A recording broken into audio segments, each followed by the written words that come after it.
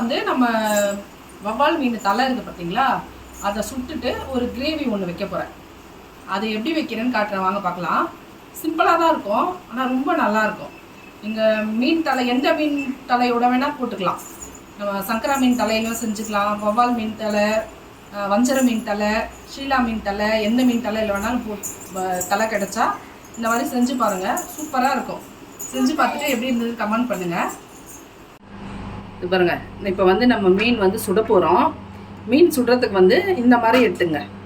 இந்த மாதிரி இல்லைன்னா நம்ம வீட்டில் சப்பாத்தி போடுவோம் பார்த்தீங்களா, ஃபுல்கா சப்பாத்தி, இந்த ஸ்டாண்ட் இருந்தால் கூட ஓகே, இதில் கூட வச்சு சுட்டுக்கலாம். என்னன்னா இதில் நம்ம திருப்பும் போது வந்து மீன் வந்து இதுலேயே ஒட்டிகிட்டு வரும். இதில் வந்து நம்ம இந்த ஸ்டாண்டையே அப்படியே திருப்பி திருப்பி சுட்டுக்கலாம். ஈஸியாக இருக்கும் இதில் நமக்கு.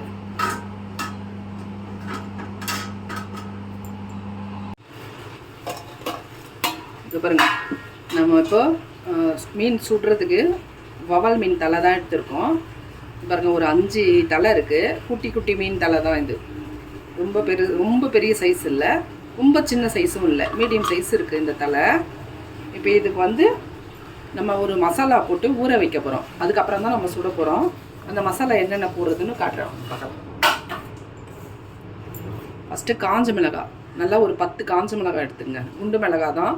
நீட்டு மிளகாய் வீட்டில் இருந்ததுன்னா நீட்டு மிளகாவும் கொஞ்சம் கலருக்கு ஒரு காஷ்மீரி மிளகாவும் சேர்த்துங்க. என்கிட்ட காஷ்மீரி மிளகாய் இல்லை, அதனால நம்ம குண்டு மிளகாய் தான் சேர்க்க போகிறேன். கூடவே ஒரு 6-7 பல்லு பூண்டு, ஒரு 6-7 பல்லு பூண்டு, இதையும் கூடவே சேர்த்துங்க. இது கூட நம்ம ஒரு 1/2 எலுமிச்சம்பழம் இதில் சேர்த்துக்கணும்.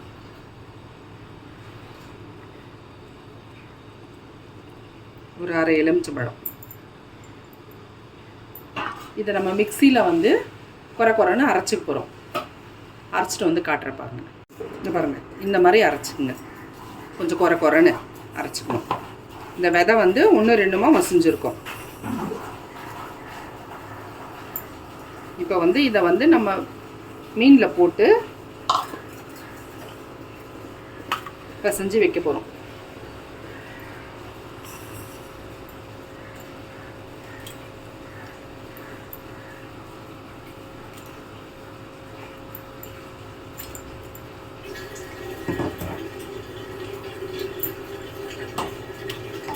இப்போ இதை வந்து மிக்ஸ் பண்ணி வச்சிடணும்.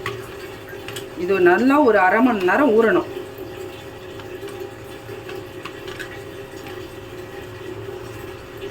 நல்லா இந்த காரம் புளிப்பு எல்லாம் இறங்கியிருக்கோம். இதில் உப்பு போடணும்.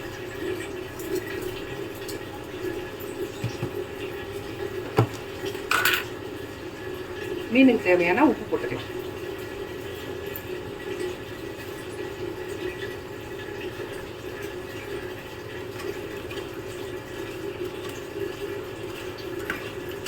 அவ்வளோதான். இதை மிக்ஸ் பண்ணி ஒரு 1/2 மணி நேரம் அப்படியே ஓரமாக இங்கே வச்சுருங்க. அப்புறமா இதை சுட்டுக்கலாம். அப்போ அந்த மீனுக்கு வந்து நம்ம ஒரு கிரேவி ஒன்று ரெடி பண்ண போகிறோம். தவா வச்சு அடுப்பத்தை வச்சுக்கிட்டேன். இப்போ வந்து எண்ணெய் ஊற்றிக்கலாம்.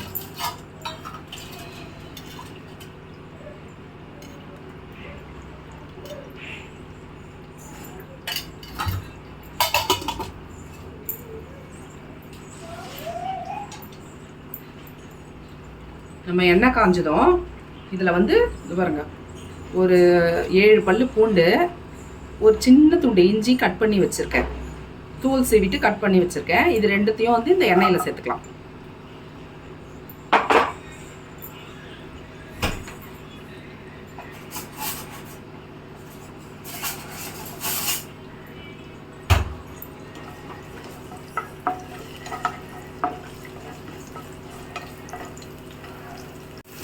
பாருங்க, பாதி பொரிஞ்சிருச்சு.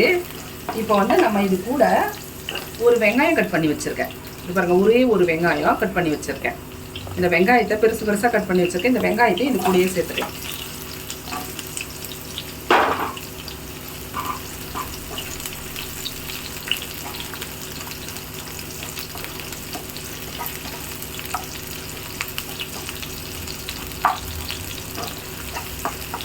எண்ணெய் கொஞ்சம் நிறையவே ஊற்றிட்டேன்.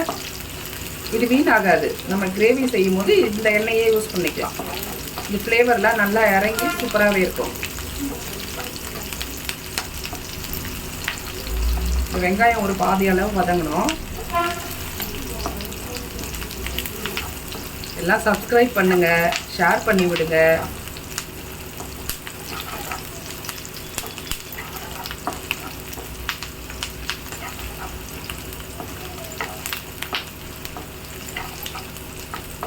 இப்போ தக்காளி போட்டுக்கலாம். இப்போ பாதி வதங்கிருச்சு நம்மளுக்கு வெங்காயம். இப்போ வந்து நம்ம தக்காளி, ஒரே ஒரு தக்காளி தான் இது, வந்து வெங்காயத்தை விட சின்ன சைஸாக இருக்கிற தக்காளி. தக்காளி கம்மியாகவே போட்டுக்கலாம், ஏன்னா நம்ம லெமன் புழிஞ்சு விட்டுறோம்ல, அந்த புளிப்பே அதில் அதிகமாகவே இருக்கும். அதனால் தக்காளி, ஒரு சின்ன தக்காளி ஒன்று எடுத்துங்க போதும். இதையும் இது கூடவே சேர்த்துடலாம்.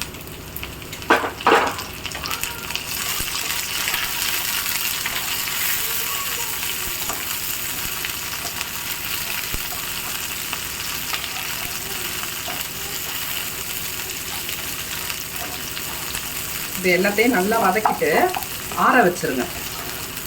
ஆற வச்சுட்டு ஜாரில் சேர்த்து அரைச்சிருங்க. மிக்ஸி ஜாரில் சேர்த்து அரைச்சிருங்க.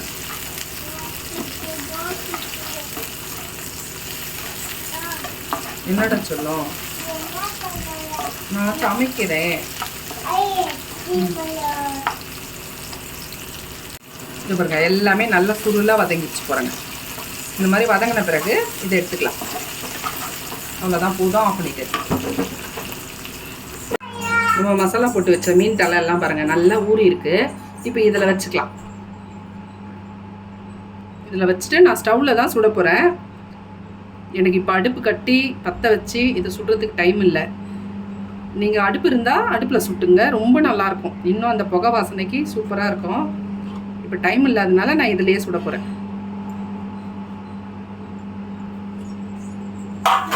என்னடா சொல்லலாம், என்னடா என்னடா க்ளோஸ் பண்ணிக்கலாம் இதை.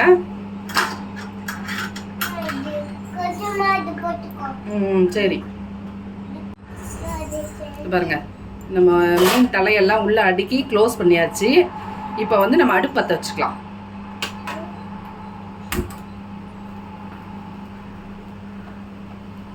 அவ்வளோதான், அடுப்பு பற்ற வச்சிட்டோம். அது வாட்டினா அழகாக வேகுது பாருங்க. நல்லா சொல்லலாம்.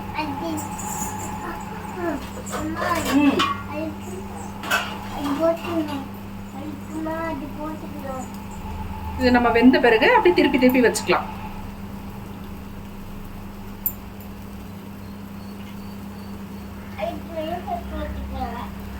நம்ம கொஞ்சம் கொஞ்சமாக நகர்த்தி வச்சு சுட்டுக்கலாம் மீனை.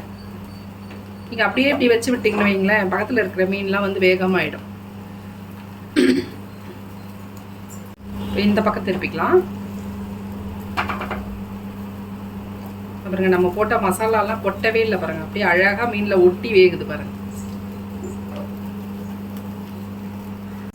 பாருங்க, மீன் வெந்து அந்த கண்ணெல்லாம் வெடிக்க ஆரம்பிக்குது பாருங்க. இப்போதான் வெடிக்க ஸ்டார்ட் ஆகுது, இன்னும் கொஞ்சம் வெடிக்கட்டும். மீனோட கண்ணு வெடிச்சிட்டாலே நம்ம மீன் வெந்துருச்சுன்னு தான் அர்த்தம்.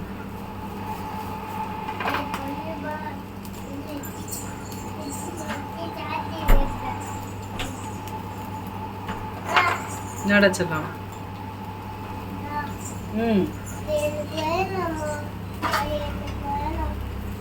இந்த பாப்பாவோட சேட்டையை தாங்கிக்கின்னு சமைக்கிறது எவ்வளோ பெரிய கஷ்டமா இருக்கு தெரியுமா?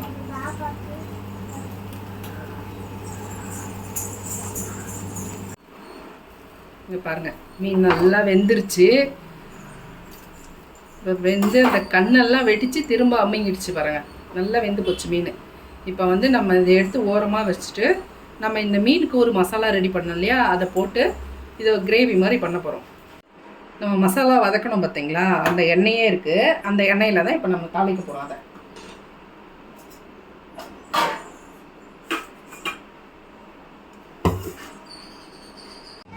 எண்ணெய் சூடாயிடுச்சு. இப்போ நம்ம அரைச்சி வச்சுக்கிற மசாலாவை அதில் போட்டுடலாம்.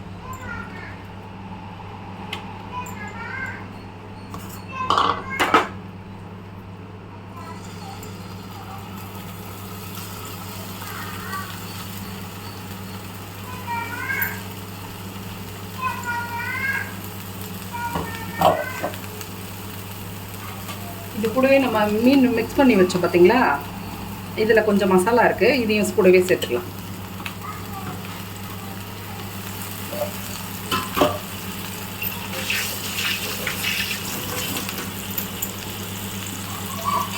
இது கூடவே நம்ம ஒரு அரை ஸ்பூன் மஞ்சள்தூள் போட போகிறோம்.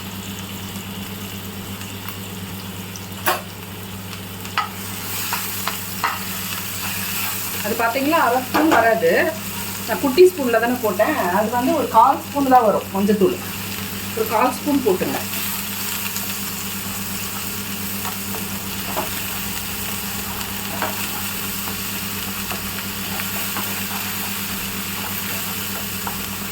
இது கூடவே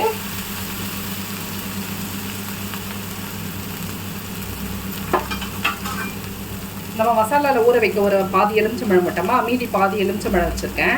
இந்த எலுமிச்சம்பழத்தையும் இது கூடவே புழிஞ்சு விட்டுக்கலாம்.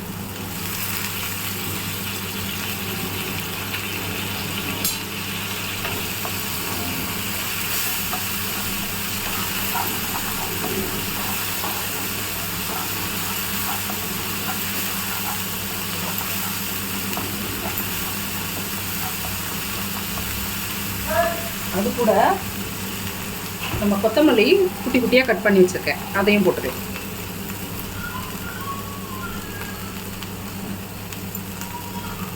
கொத்தமல்லி கொஞ்சம் நிறையவே போட்டுங்க, அந்த வாசனை நல்லாவே இருக்கும்.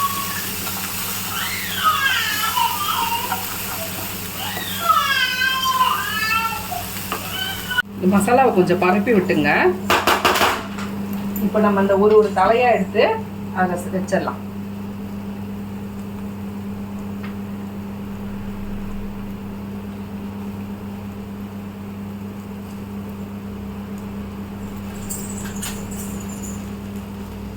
அவ்வளோதான், இது எல்லாமே ஆல்ரெடி வெந்தது. சும்மா ஒரு திருப்பிட்டு முடிச்சிடலாம். நம்ம இதை டிஷ்ஷை முடிச்சிடலாம். என்னடா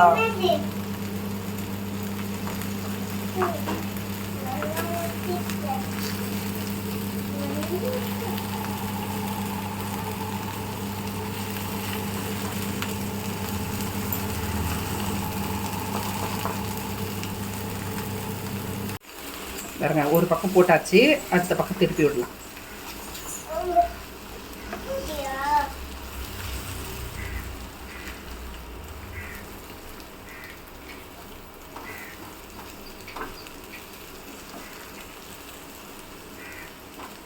அவ்வளோதான். இந்த பக்கம் ஒரு 2 நிமிஷம் சிம்மில் வச்சு விடுங்க.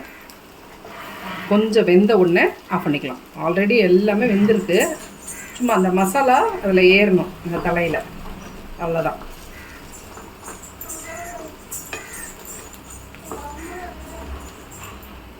அவ்வளோதான், முடிஞ்சு போச்சு. ரொம்ப சிம்பிளாக தான் இருக்கும் டிஷ்ஷு. ஆனால் உங்களுக்கு பார்க்கும்போது ரொம்ப வேலை எடுக்கிற மாதிரி தெரியும். அப்படி எல்லாம் இல்லை, ரொம்ப சீக்கிரமாகவே முடிஞ்சிருச்சு.